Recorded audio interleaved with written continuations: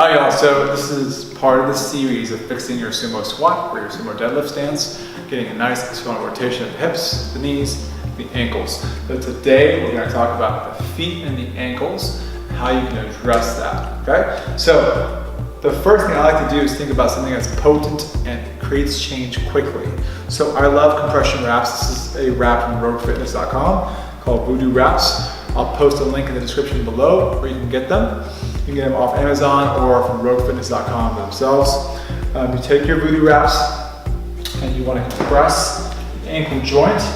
Now for me, since both are locked in different positions, like the outside is probably locked long, inside is locked short, I'm going to wrap tight around both aspects of the ankle. So I'm going to start down here. I'm going to tack it down right above that bony kind of prominence right there. And then I'm going to go around and make about a ½ inch overlap going up. You notice I'm pulling pretty solid around both sides. I'm not trying to be too nice to myself. I want a decent amount of compression. The more compression I can get on this, the more I can tack that tissue down and then create the change that I actually want to create. So once I get it right underneath the gastroc, I typically come back down, but if you want to go higher, go for it, y'all. Give it a shot. See, maybe your gastroc, the thick muscle here, is pretty locked down, so go higher if you'd like. So I'm gonna go higher here and then find a place to tack this down. There, it's tacked down. And now I can go create the change I want. So with this compressed, the first thing I'm gonna do is create ankle dorsiflexion.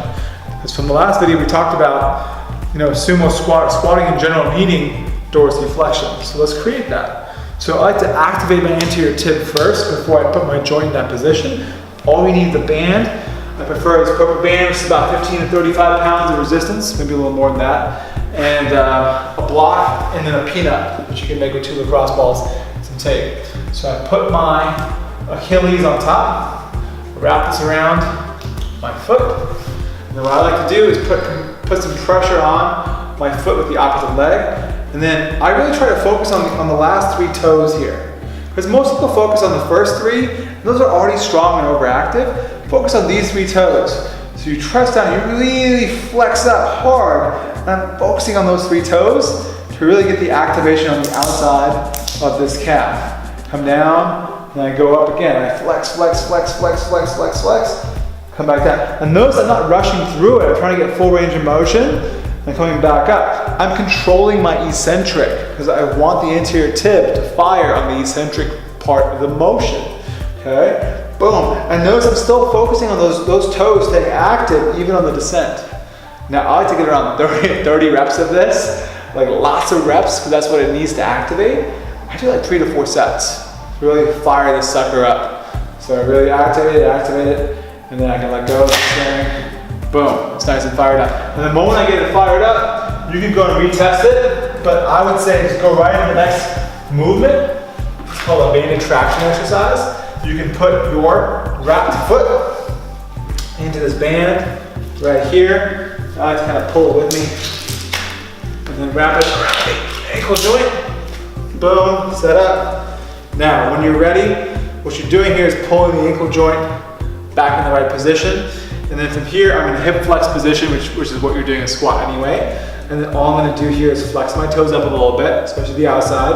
And I'm gonna rotate my knee towards the outside of my toes because I want to create that external rotation force at the ankle joint. So that's what I want to be able to do. Mobilize in the positions that you want to get into, which is usually going to be out to the outside of the toes and then flex up in dorsiflexion. Now make sure the heel is not lifting up off the ground like this.